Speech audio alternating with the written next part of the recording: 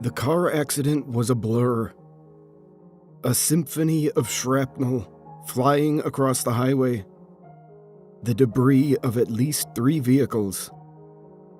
At the time, I didn't know who was at fault, or what exactly happened. I just knew pain. Immense, searing pain. All over. I was in and out of consciousness for a while, but I could put together a picture of the following hours, however murky. The moments I do remember will forever be etched into my memory. I first came to on a gurney in the hospital, rushing through a brightly lit hallway. There was some chatter about my condition, but none of it was promising. A simple but ominous statement from a nurse stuck out like a sore thumb and stayed with me until I was sprawled out in the operating room. "This doesn't look good." Shaking on the table, I recall more bright lights, as well as the beeping of medical machinery on either side of me. Many doctors and nurses were at my side, scrambling to keep me alive. Though my mind was an utter mess, I do remember thinking that this was the end of my story. Between the intense injuries and panicked doctors, I knew death was right around the corner, waiting to take me. My life didn't flash before me, and I didn't think of my loved ones left behind. There wasn't enough time for that. I simply succumbed to the endless slumber and closed my eyes as the flatline rang through the room.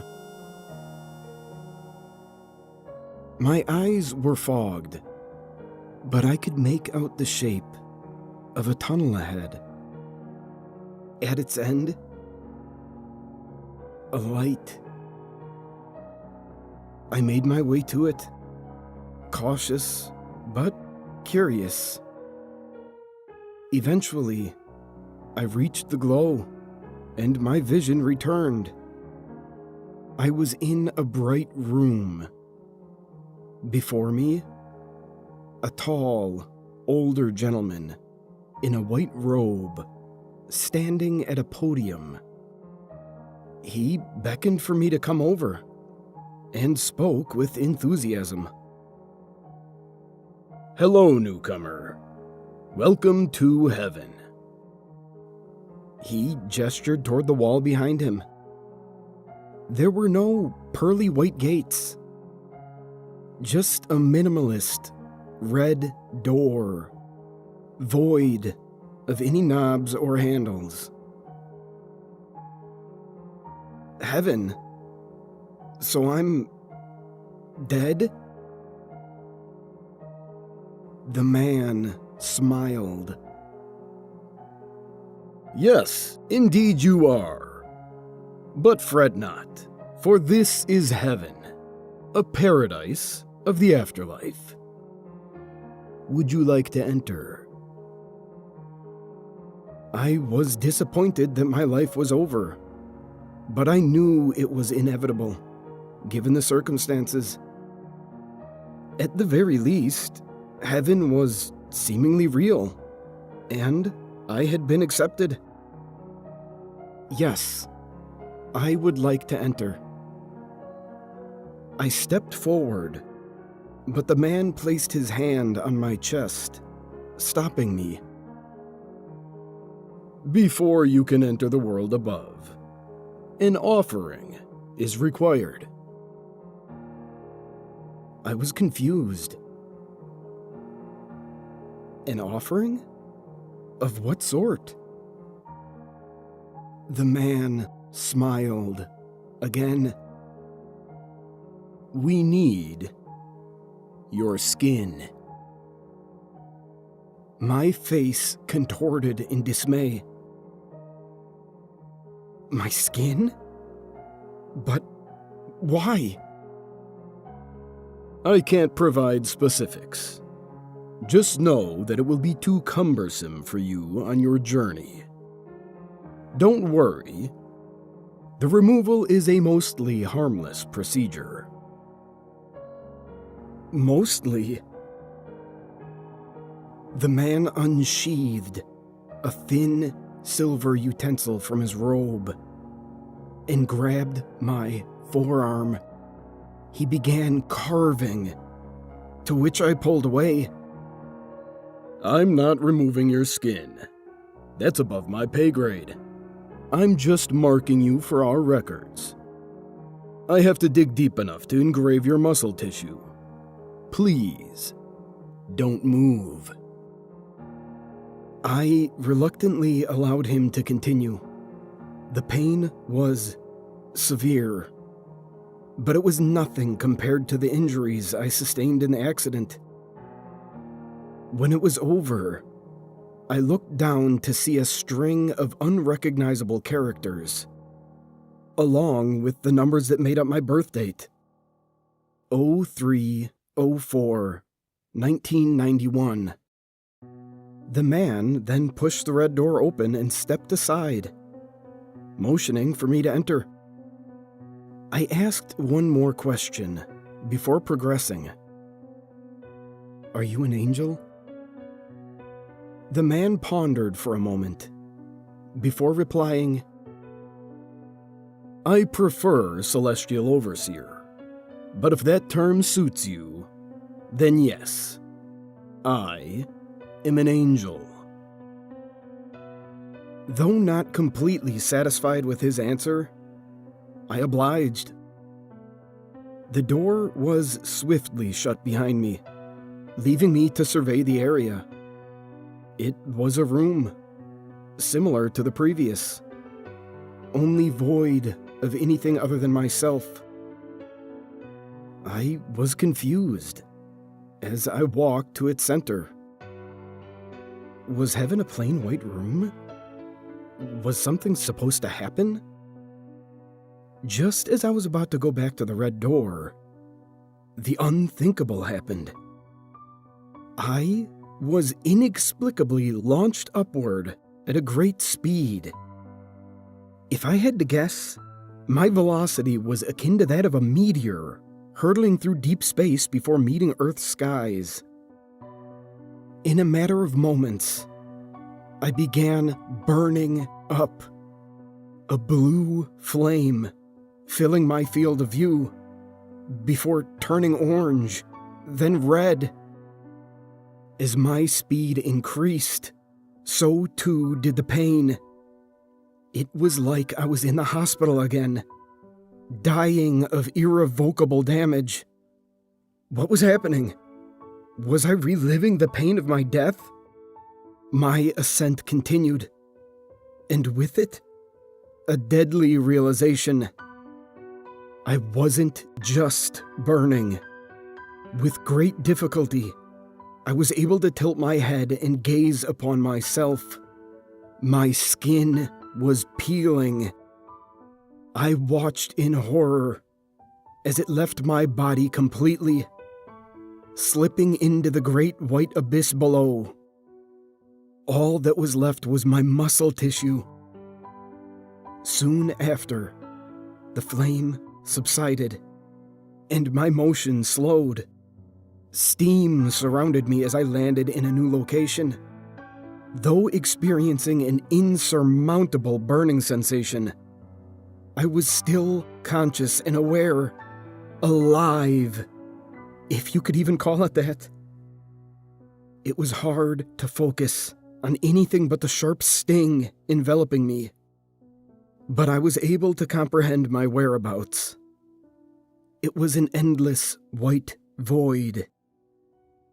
Within it, a plethora of bodies scattered about, skinless humanoid forms, writhing in pain, covered only in red connective tissue, much like my own. They left blood trails as they crawled and slid across the white floor. My knees quickly gave out, and I too laid down in agony. Unable to fight the anguish any longer, I desperately crawled to the nearest individual and spoke with what little energy I had left. "What is this? Is this supposed to be heaven? Why did they take our skin?" The grotesque red face of a person looked up at me and cried, "They wear it!" A shiver danced across the length of my spine. What? Who? Who wears it? Before I could receive a response, an electric shock filled my body and jolted me awake. I was once again in the hospital, on the operating table. Somehow living, albeit barely. I tried to stay aloft, but I wound up drifting away into the bliss of a painless sleep. I awoke in a bed, bandaged up from head to toe. My injuries still stung, but not quite as much as before. A nurse assured me I was okay, and very lucky to be alive. Recalling my experience, and unable to see most of my body, I had to ask her, "My skin. Do I still have my skin?" She chuckled. Of course you do. Some of it will be scarred, but rest assured, it's there. I sighed in relief, knowing my trip to heaven was just a strange medicine and shock-induced nightmare. Thank goodness. It wasn't until a few weeks later, when I was finally able to go home, that I would discover something terrible about my wounds. I've told some about my near-death experience, but never the following, for fear of what conclusions might be drawn about my sanity. My first day back was peaceful. I relaxed and enjoyed my quaint life, happy it wasn't ripped away from me in an untimely manner. The next couple of nights, however, were anything but quaint. During my second night home, I woke up in a fit of sleep paralysis. My bedroom soaked in darkness and warmer than usual. There, standing at the foot of my bed, dimly lit by a sliver of moonlight coming through the window, was the tall man from heaven. His plain, stoic expression was broken up only by the occasional grin, a malevolent smile that made my skin crawl beneath the blankets. The spike in adrenaline was not enough for me to break free of my chemical restraints. I was forced to endure his presence and watch in terror as he walked to my side and spoke. "It wasn't always this way, you know." He was now close enough for me to feel an intense heat that his body seemed to give off. "Heaven truly was a remarkable place, a world where mortals spent their afterlives in peace." The man grabbed my wrist. It burned, but I was unable to react. "Thousands of years of routine breeds a fierce boredom. We were born up there, never knowing what it was like where humans roamed. A need grew within us, a craving to explore the world outside of our realm." He picked off a piece of melted flesh and waved it under his nose like a glass of wine. inhaling the aroma. Our forms don't bode well in Earth's air. Your skin is the only thing that tempers the reaction. Otherwise, we would break down and disintegrate. He spread the piece of flesh onto his arms, creating a thin layer of protective paste. The heat dissipated. You've been marked. We need you back. We locked eyes. His head tilted slowly in observation as I futilely attempted to scream. His face lowered to meet mine. Tremors erupted throughout my body. Still, I could not move. Then suddenly, he vanished in a puff of smoke, leaving me alone in the darkness. Once the man disappeared, I was able to move again. I felt my wrist, and it was fine. No missing skin. However disturbing this incident was, I knew it had to be a remnant of my dream from the hospital, a side effect of the trauma I suffered. Nothing more than a reoccurring, albeit terrifying, nightmare. Regardless of this explanation, I was unable to sleep until daybreak. The next night was stranger still. After brushing my teeth and looking up at the bathroom mirror, I saw something that shook me to my core. It was me, but without skin. A horrific amalgamation of red, muscly tendons made up my facial structure. Behind me, the tall man, his voice echoing off the bathroom walls. Come back to us. I fell back into the wall. The man was not there. When I looked at the mirror again, the sight was a normal one. I chalk this up to being another troubling facet of my psyche, post-car crash. It was clear at this point that I was severely troubled. I started entertaining the idea of seeking professional help, in the form of a psychologist. The next night, however, disproved all previous theories about my bizarre state of affairs.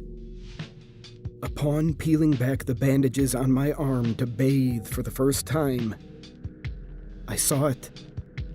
There were scars in odd, unrecognizable shapes, as well as a familiar numeric sequence.